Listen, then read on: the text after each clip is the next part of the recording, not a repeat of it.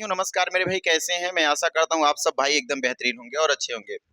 भाई आप लोग देख रहे हैं एलटी गेट और जीआईसी की जो भर्ती आई है, और आपने देखा कि जो एलटी ग्रेड की भर्ती थी ये पूरी तरीके से कोर्ट में जा चुकी है, लेकिन इसमें फिर से संशोधन किया जाएगा और दोबारा इसे ले आया जाएगा, ठीक है ना। और आपने ये भी देखा कि बहुत ट्रेंडिंग में नोटिस इस समय चल रही है भैया बीपीएससी टीआरई 4 की।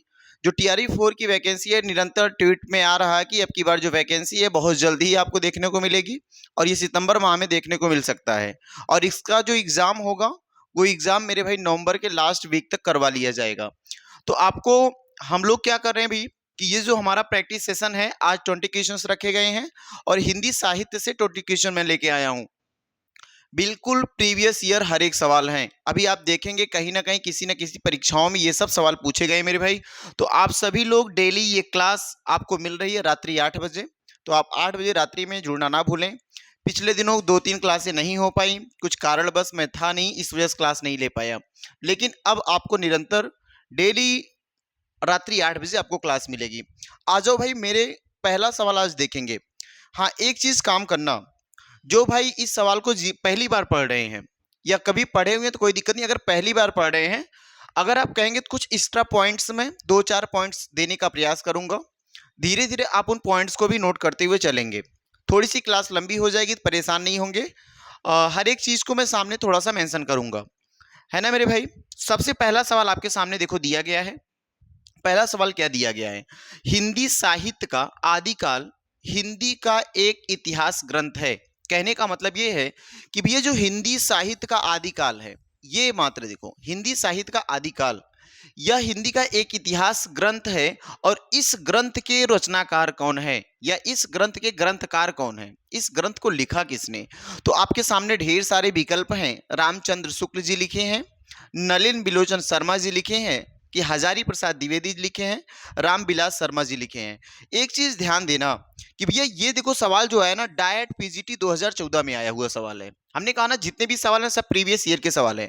अब इस हिंदी साहित्य के आदिकाल का आपको जवाब देना चाहिए। आपका जवाब क्या आएगा? बिल्कुल सभी भाई मेरे भाई, अगर आप वीडियो देख रहे हो तो तसल्ली से 20-25 मिनट आप जरूर कोशिश करें कि पूरी पूरी वीडियो देखें, क्योंकि आप स्टार्टिंग से किसी भी वीडियो की स्टार्टिंग 2-4 मिनट से एनालिसिस नहीं कर सकते कि वीडियो में क्या है, लेकिन आपको 1-2 क्लास को देना चाहिए। अगर आप 1-2 क्लासों को देते हैं तभी कुछ हो पाएगा, ठीक है ना मेरे भाई। आ जाओ आगे। अगर हम बोले क्या आचार्य रामचंद्र शुक्ल, तो बोलेंगे भैया आचार्य रामचंद्र शुक्ल नहीं है। आचार्य रामचंद्र शुक्ल है तो बोलोगे आचार्य रामचंद्र शुक्ल नहीं है। आचार्य रामचंद्र शुक्ल की रचना का नाम लिख पाएंगे हिंदी साहित्य का इतिहास। इनकी रचना का नाम क्या हो जाएगा? हिंदी साहित्य का इतिहास लिखेंगे बिल्कुल आप। इनकी रचना का नाम है हिंदी साहित्य का इतिहास। आप इस बात को लिख सकते हो, हिंदी साहित्य का इतिहास। एक और बात मैं आपसे पूछूं मेरे भाई कि हिंदी साहित्य का इतिहास आचार्य रामचंद्र शुक्ल के द्वारा कब लिखा गया? बताना एक बार। हिंदी साहित्य का इतिहास आचार्य रामचंद्र शुक्ल के द्वारा कब लिखा गया? तो बिल्कुल आपका जवाब निकल के आएगा भैया, इसका जो जवाब होगा 1929। क्या बोलोगे? 1929 में हिंदी साहित्य का इतिहास आचार्य रामचंद्र शुक्ल के द्वारा लिखा गया।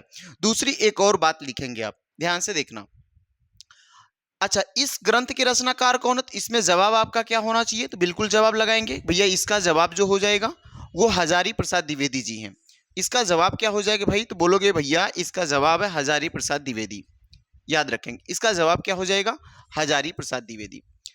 अब आप सभी भाई कम से कम एक हजारी प्रसाद द्विवेदी जी का सभी भाइयों को याद होगा, यदि तो हजारी प्रसाद द्विवेदी की अन्य और रचनाएं लिख सकते हैं आप, बिल्कुल लिख पाएंगे। तो अगर हम लिखे हिंदी साहित्य का उद्भव एवं विकास, याद लिखेंगे भैया, हिंदी साहित्य का उद्भव एवं विकास किसकी रचना है? लिखोगे हिंदी साहित्य का, हिंदी साहित्य का, हिंदी साहित्य का, साहित्य का, साहित्य का उद्भव एवं विकास, उद्भव एवं विकास। और अगर हम बात बताएं आपसे कि भैया हिंदी साहित्य के उद्भव और विकास की रचना काल क्या है, आप बता पाएंगे क्या? हिंदी साहित्य के उद्भव एवं विकास की रचना काल क्या है? ये रचना किसकी है? तो आचार्य हजारी प्रसाद द्विवेदी जी की है। लेकिन इसका रचना काल अगर हम आपसे पूछेंगे तो बिल्कुल जवाब देना कि भैया इस रचना का जो आधार माना गया है वो 1952 माना गया है। क्या माना गया है? 1952 माना गया है। हिंदी साहित्य का इतिहास आचार्य रामचंद्र शुक्ल जी का है। कब माना गया? 1929। अगर बोलूंगा आचार्य हजारी प्रसाद द्विवेदी जी का तो बोलोगे हिंदी साहित्य का उद्भव एवं विकास, इसको कब माना गया? तो 1952 में। एक और रचना लिखेंगे हिंदी साहित्य की भूमिका, इन्हीं की है, बिल्कुल इन्हीं की है मेरे भाई, नोट करेंगे आप। हिंदी साहित्य की भूमिका, हिंदी साहित्य की भूमिका, और ये हिंदी साहित्य की भूमिका, हिंदी साहित्य की भूमिका, हिंदी साहित्य की भूमिका, एक बार सभी साथी बताएंगे क्या आपको याद है हिंदी साहित्य की भूमिका का सन क्या है? हिंदी साहित्य की भूमिका का सन क्या है?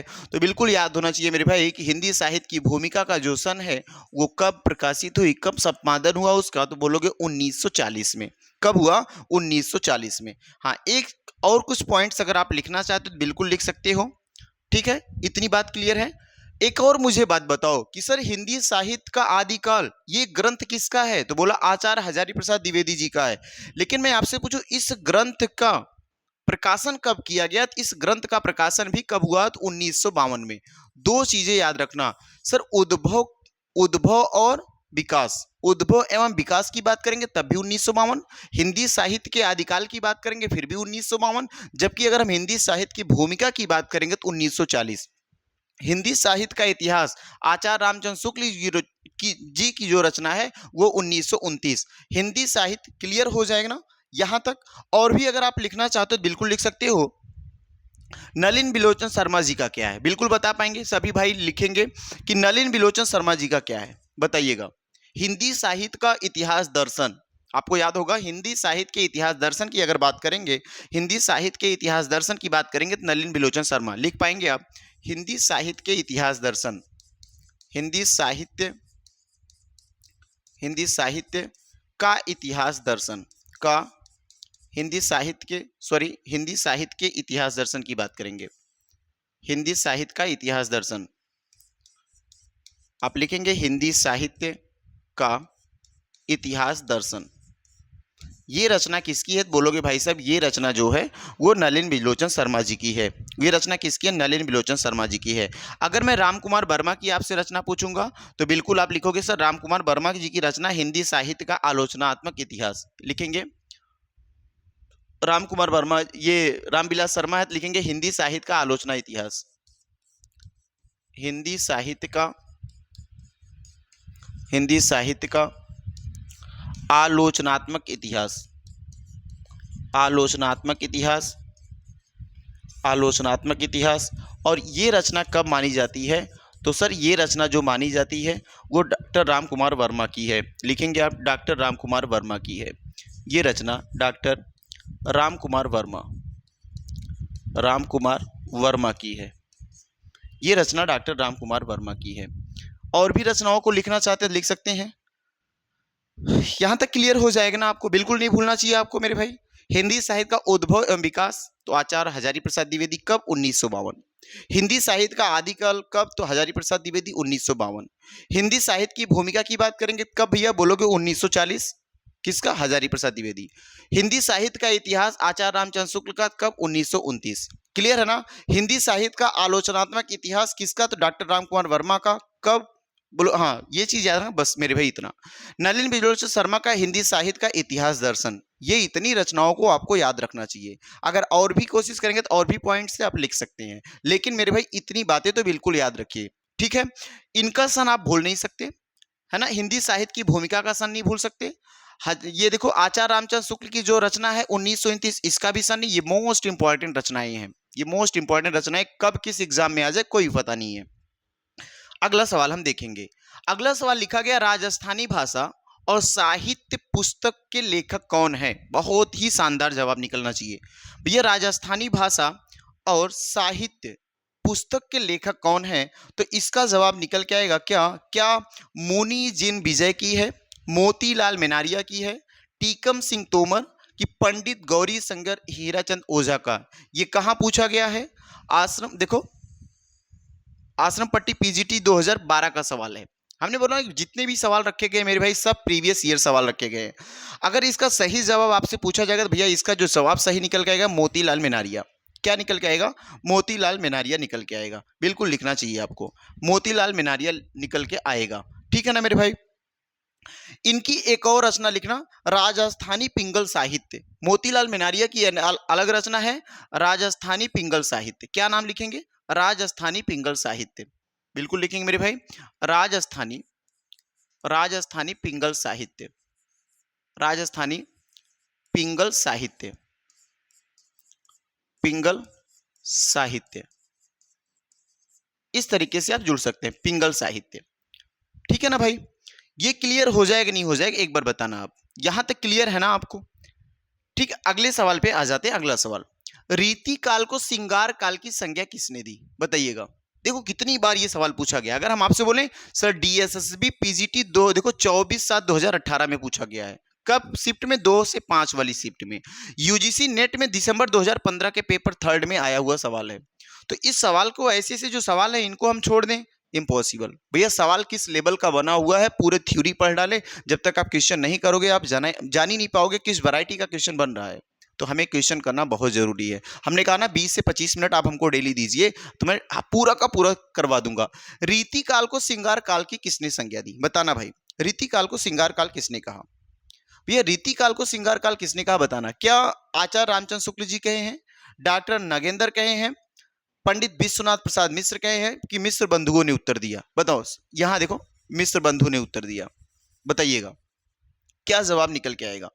बोलेंगे भैया अगर हम यहां से जवाब देखें कि अगर यहां देखना ध्यान से, आचार्य रामचंद्र शुक्ल जी ने क्या कहा था? सबसे पहली बात मैं आपसे पूछना चाहता हूं कि आचार्य रामचंद्र शुक्ल जी ने रीति काल को क्या कहा था? तो रीति काल को रीति काल कहने वाले व्यक्ति का नाम कौन आता है? भैया आचार्य रामचंद्र शुक्ल। तो आचार्य रामचंद्र शुक्ल क्या कहे? तो बोलोगे भैया ये कहे रीति काल। रीति काल को रीति काल किसने कहा? बोलोगे भैया रीति काल को रीति काल आचार्य रामचंद्र शुक्ल जी कहे हैं। आगे याद रखेंगे, अगर डॉक्टर नगेंद्र की बात करेंगे, डॉक्टर नगेंद्र की बात करेंगे तो ये क्या कहें? बताना एक बार, बोलना। डॉक्टर विश्वनाथ प्रसाद मिश्र, यही सही जवाब होगा। इस क्वेश्चन का सही आंसर क्या होगा? पंडित विश्वनाथ प्रसाद मिश्र। देखो पंडित विश्वनाथ प्रसाद मिश्र ये क्या कहें भैया? हिंदी रीति काल को सिंगार काल की संज्ञा दिए हैं। रीति काल को सिंगार काल की संज्ञा दिए। कुछ और पॉइंट्स आप नोट कर सकते हैं मेरे भाई, ध्यान से देखना। थोड़ा सा इसका बैकग्राउंड में थोड़ा चेंज करता हूं, देखना ध्यान से।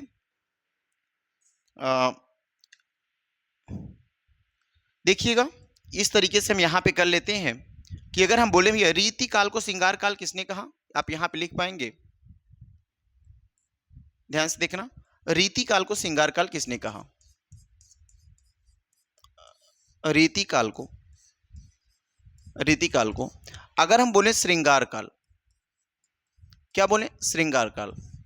तो इसको किसने कहा? तो बोलोगे भैया रीति काल को श्रृंगार काल कहने वाले व्यक्ति का नाम क्या हो जाएगा? विश्वनाथ प्रसाद मिश्र। क्या नाम आएगा? सॉरी ये कलर नहीं दिख रहा आपको, ये लिखिए Vishwanath Prasad Mishra. Vishwanath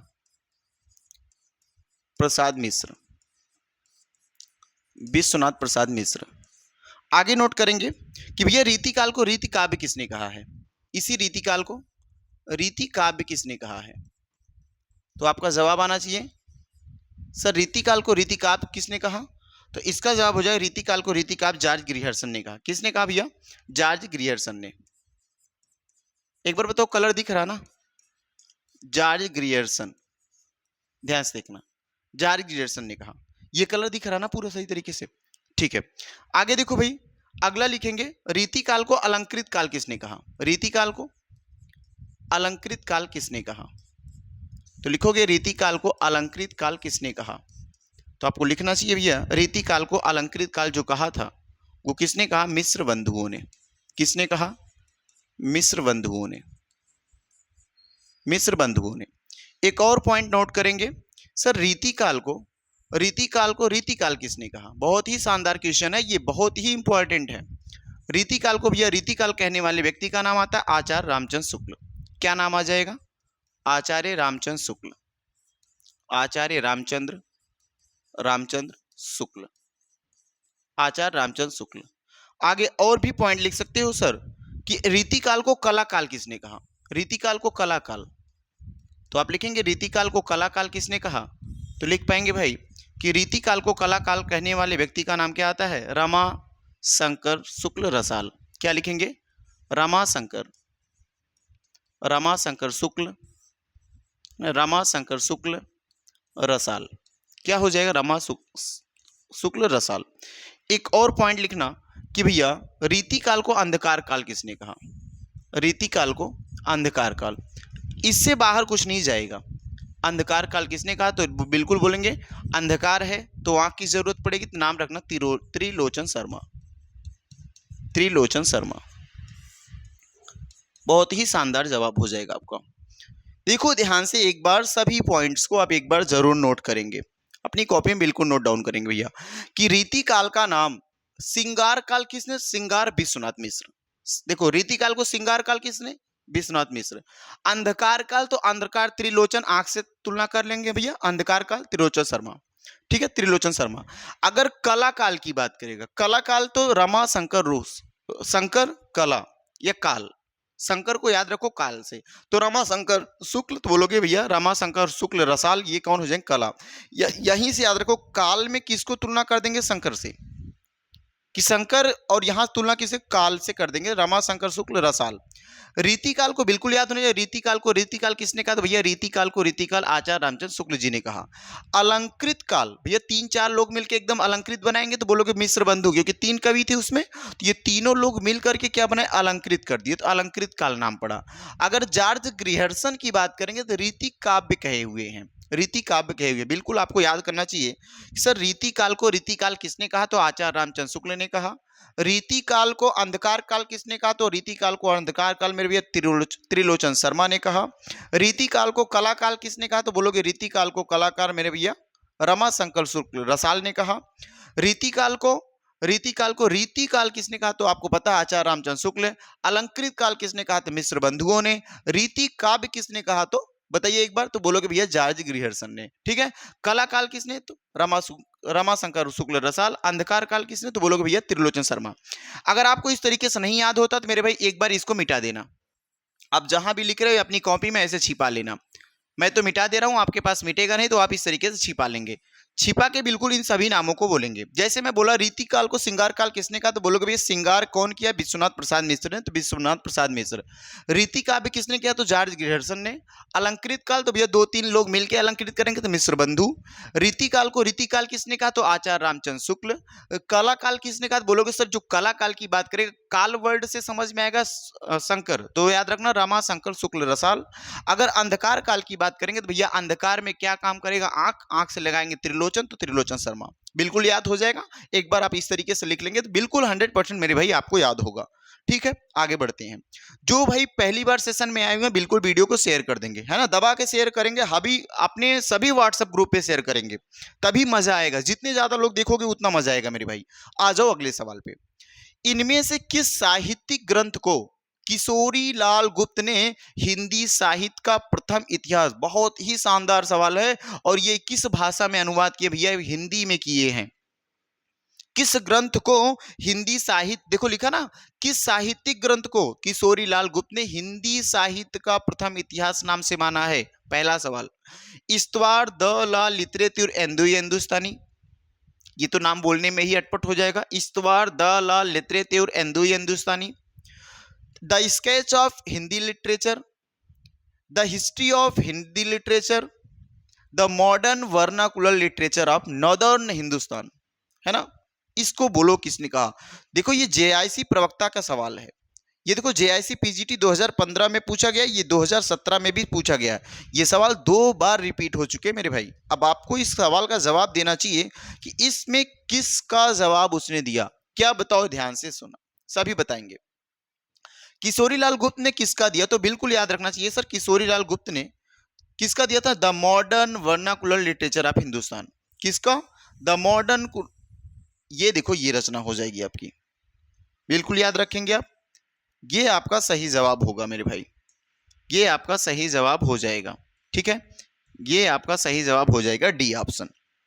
D option right हो जाएगा। डी ऑप्शन क्या हो जाएगा? राइट हो जाएगा। हिंदी साहित्य का प्रथम इतिहास इन्होंने माना। अगर हम आपसे पूछे भैया हिंदी साहित्य का प्रथम इतिहास माना, लेकिन कब माना? याद रखना, हिंदी साहित्य का प्रथम इतिहास किशोरी लाल गुप्त जी के द्वारा नामकरण किया गया। ये कब किया गया? 1959 में। कब? 1959 में, याद रखेंगे कब किया गया? 1959 में, है ना। एक और पॉइंट यहां पे आगे आप नोट डाउन करेंगे, ध्यान से देखेंगे। क्या पॉइंट नोट करेंगे भाई? ध्यान से देखना और लिखना। लिखो, इस्तवार द ला लिटरेचर एंदुई हिंदुस्तानी, लिखेंगे आप इस्तवार द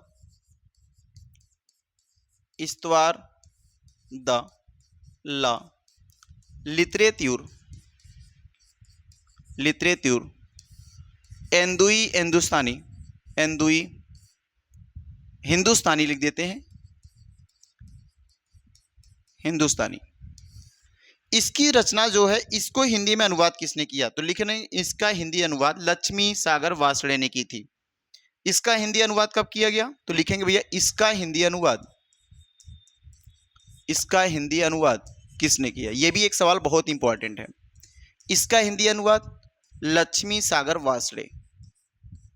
किसने की? तो बोलोगे लक्ष्मी सागर वासड़े ने की। लक्ष्मी सागर वासड़े ने की। ध्यान से देखो, इसका हिंदी अनुवाद किसने किया? तो बोलोगे सर लक्ष्मी सागर वासड़े ने की। ठीक है। अगर हम आपसे पूछे भैया कब की गई इसकी रचना, तो बोलोगे 1952 में। कब हो जाएगी मेरे भाई? 1952 में। ठीक है, कब की गई? 1952 में। देख लो ध्यान से, यहां पे कुछ सन गड़बड़ हो गया क्या? सॉरी, यहां पे 1959 नहीं, 1957 रहेगा भाई। कितना रहेगा? 1957। गलती हुई भाई, यहां पे 1957 है, 1959 नहीं है। ठीक है, ठीक है, सही है बिल्कुल। अब चलो आ जाओ आगे, इसको बताओ। अब अगर हम बोले भैया इस्तवार दाल लिटरेचर, बहुत बार सवाल पूछा गया किस भाषा में है, तो बिल्कुल बताएंगे ये फ्रेंच भाषा में है। किस भाषा में ये है? ये फ्रेंच भाषा में है। किसकी रचना है? बिल्कुल लिख सकते हो भैया, ये रचना गार्सा द तासी की है। किसकी रचना है? गार्सा द तासी की। और वो रचना किसकी थी? अगर इस रचना की हम आपसे बात करेंगे, ध्यान से देखो, ये वाली रचना अगर आपसे बात करेंगे, बताओ, तो जॉर्ज ग्रियर्सन की रचना है। ये रचना किसकी है? जॉर्ज ग्रियर्सन की। लिख सकते हो आप, ये रचना किसकी मेरे भाई? जॉर्ज ग्रियर्सन की। जॉर्ज ग्रियर्सन की। ठीक है, अर्थात जॉर्ज ग्रियर्सन की रचना को किसने किया? तो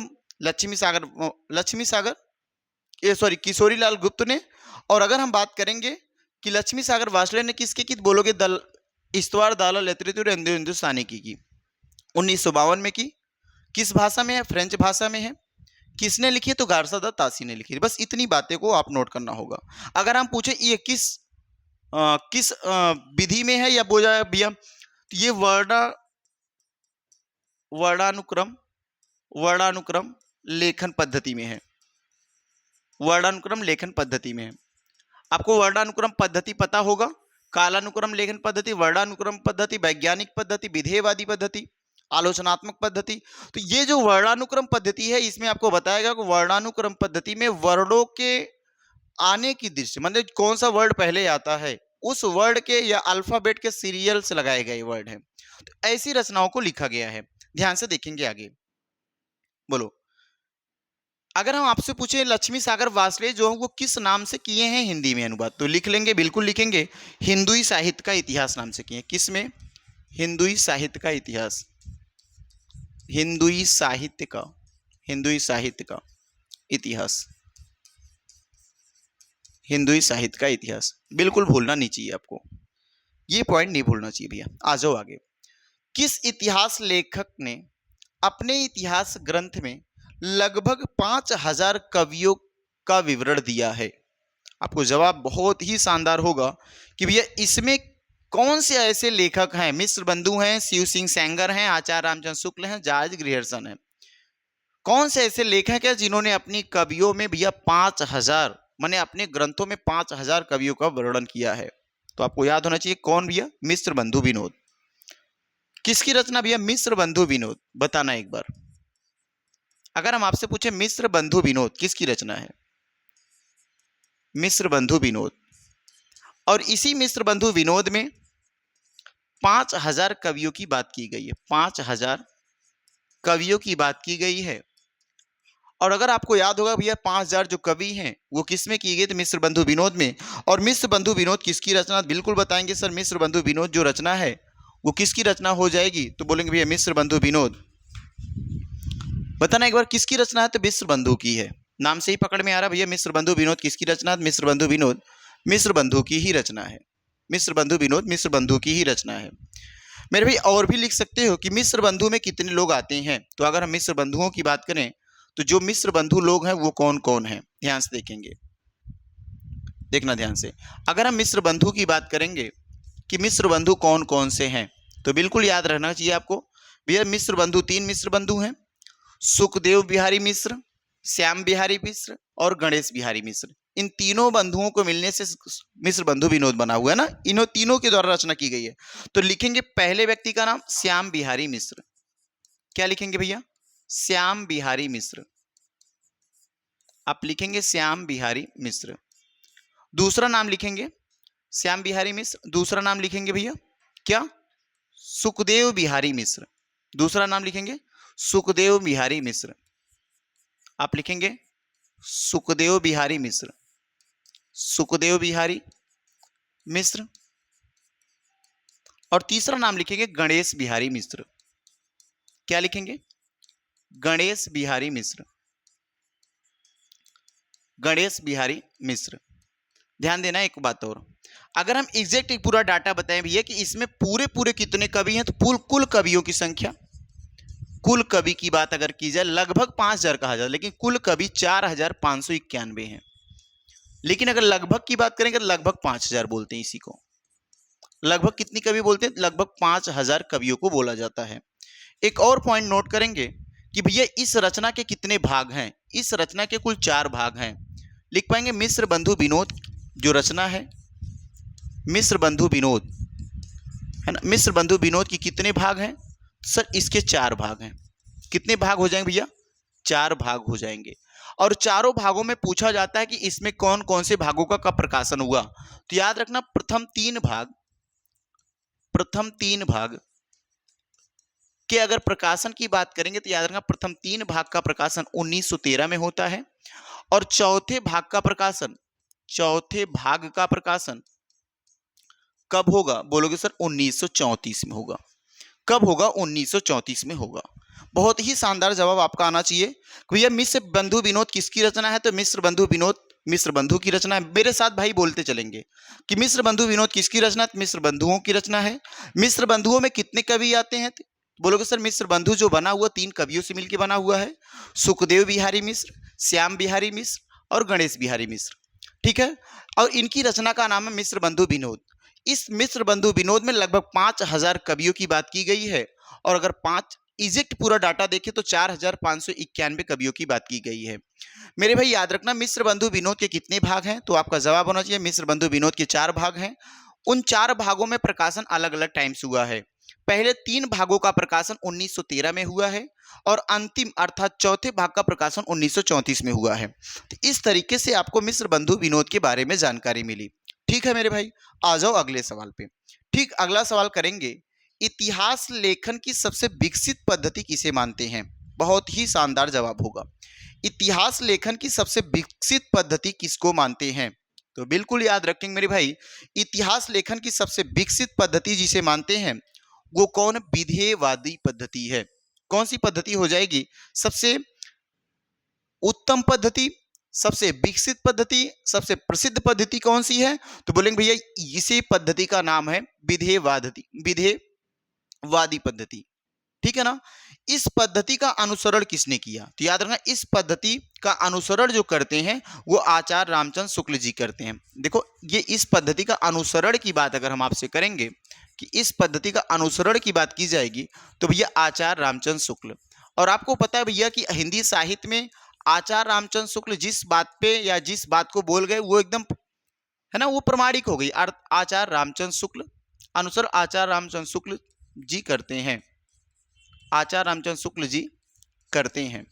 तो बिल्कुल आपको याद होना चाहिए कि भैया कि अगर आचार्य रामचंद्र शुक्ल हिंदी साहित्य में कुछ भी बोल गए, गलत सही जो भी उन्होंने कहा वो पत्थर पे लकीर हो जाती है ना। तो उसी बात को माना गया कि भैया जब आचार्य रामचंद्र शुक्ल जी विधेयवादी पद्धति पे अनुसरण करते थे तो इसे सबसे उत्तम पद्धति, सबसे प्रमाणिक पद्धति मानी गई, सबसे विकसित पद्धति मानी गई। बात क्लियर है ना। आ जाओ ये सवाल देखो, यूपीएचएस असिस्टेंट प्रोफेसर में 2017 का सवाल है। कब का सवाल है? 2017 का सवाल है। आ जाओ अगले सवाल पे। इनमें से किस विद्वान ने आदि काल को सिद्ध सामंत काल कहा? बहुत ही लाजवाब सवाल है मेरे भाई, ध्यान से देखो और बताओ। हिंदी साहित्य को सिद्ध सामंत काल अर्थात आदि काल को सिद्ध सामंत काल किसने कहा?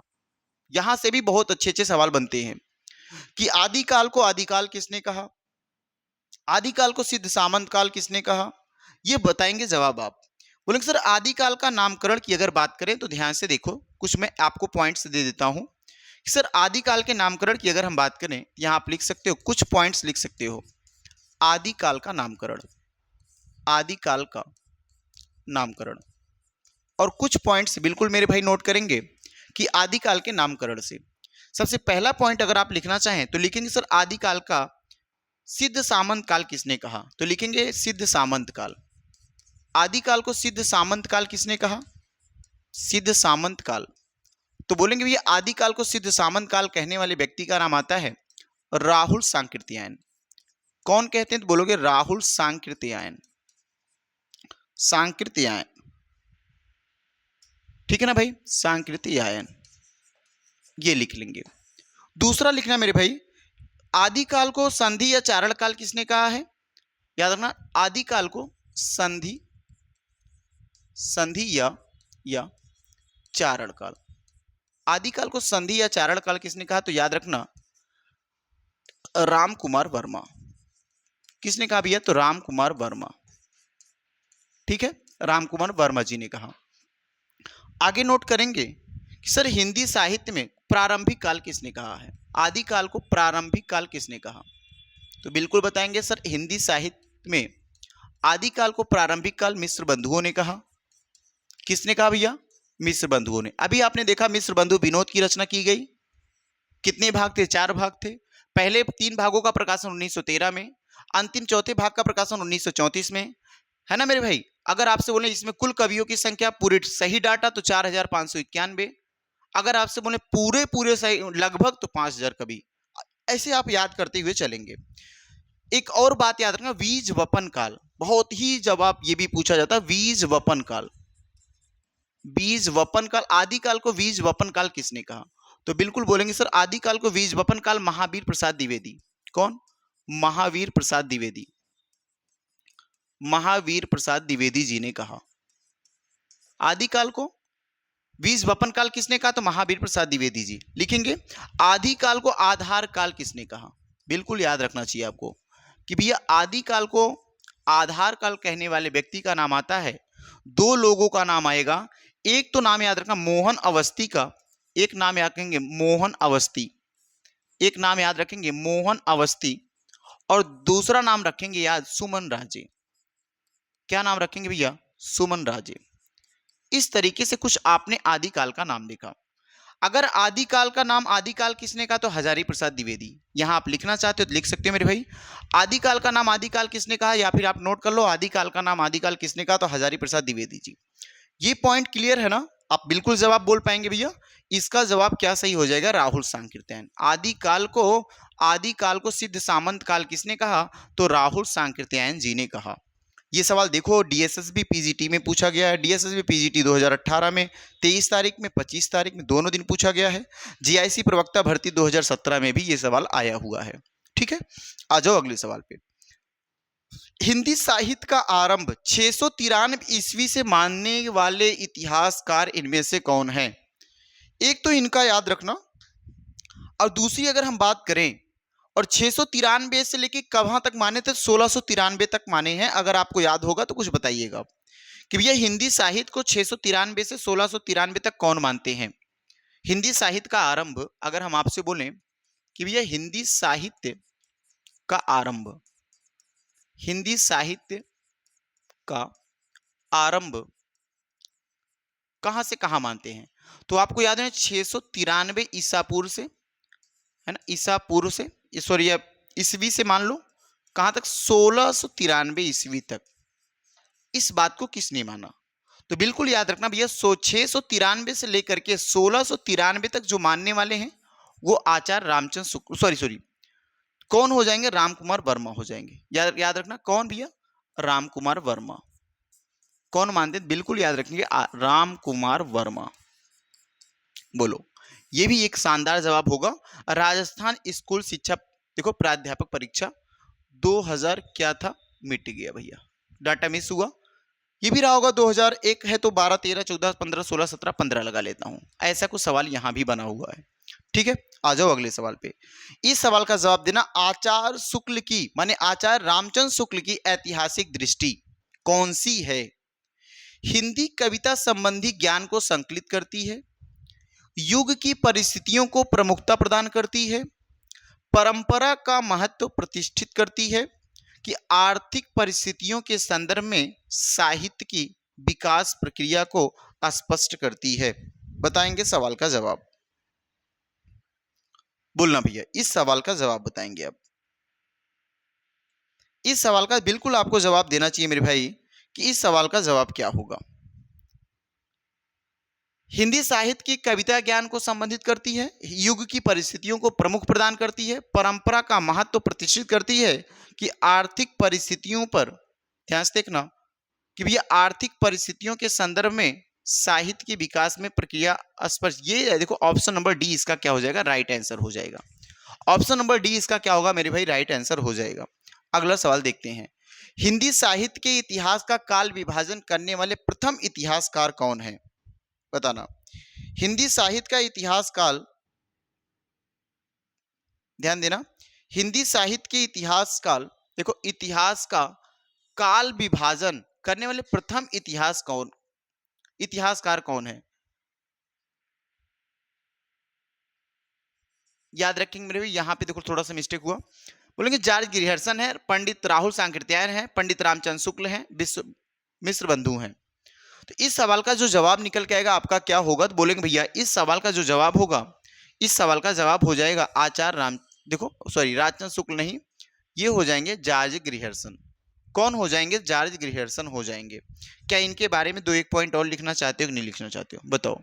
अगर हम आपसे बोले भैया इन्होंने 11 खंडों में बांट के रखा था काल विभाजन में, कितने खंडों में बांट के रखा था? 11 खंडों में बांट के रखा था। अगर लिखना चाहो तो बिल्कुल लिख सकते हो। सर इनका पहला खंड का नाम है, ध्यान से देखेंगे 11 खंडों में है, और सबसे पहले खंड का नाम है चारण काल। पहले सबसे खंड का नाम क्या है? चारण काल है। ठीक है, दूसरे खंड का नाम लिखेंगे सर, दूसरे खंड का नाम जो होता है 15वीं सदी का धार्मिक पुनर्जागरण, लिखेंगे 15वीं सदी का धार्मिक पुनर्जागरण। दूसरा हो जाएगा 15वीं सदी का धार्मिक पुनर्जागरण, धार्मिक पुनर्जागरण। तीसरा लिखेंगे आप, तीसरा लिखेंगे मेरे भाई, तीसरा हो जाता है जायसी की प्रेम कविता, लिखेंगे जायसी की, जायसी की क्या प्रेम कविता, जायसी की प्रेम कविता, प्रेम कविता क्या लिखेंगे? जायसी की प्रेम कविता। एक और लिखेंगे अगला, अगला लिखेंगे मेरे भाई, क्या लिखोगे? ब्रज का कृष्ण संप्रदाय, ब्रज का, ब्रज का कृष्ण संप्रदाय, ब्रज का कृष्ण संप्रदाय। अगला लिखेंगे आप, अगला हो जाएगा मुगल दरबार, अगला लिखेंगे मुगल दरबार, है ना, मुगल दरबार। इसके बाद याद रखना चाहिए तुलसीदास। अब देखो छोटा छोटा यही 3-4 नाम आपको कठिन लगते हैं, तुलसीदास। इसके बाद और लिखेंगे आप क्या? रीति काव्य, क्या रखेंगे? रीति काव्य रखेंगे।